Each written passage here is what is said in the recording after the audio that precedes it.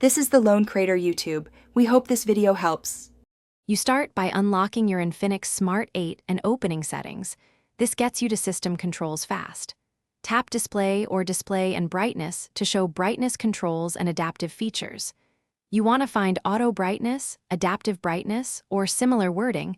It often sits near brightness level. Once visible, pause and confirm the current toggle state so you know if it's on. That awareness prevents flipping the wrong setting later and helps you explain what changed if needed. Now you turn auto brightness off by tapping the toggle. You'll see the switch move and the system stops changing brightness automatically. If Infinix asks for confirmation or additional permissions, accept them so the change persists. Next, drag the manual brightness slider to the level you want. This sets a fixed baseline rather than letting ambient light dictate it. Make sure to test under different lighting to pick a comfortable value, because manual control is now your default behavior. Finish by verifying the change. Leave settings and observe the screen in varied lighting to ensure brightness is stable.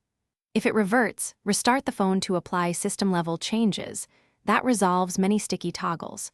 Also check battery saver or specific power modes that can override display settings and disable those temporarily.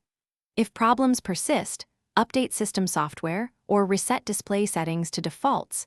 That clears corruption. One troubleshooting tip: restart after each change so you can isolate which action fixed the issue. Thanks for watching. Consider subscribing if we helped you.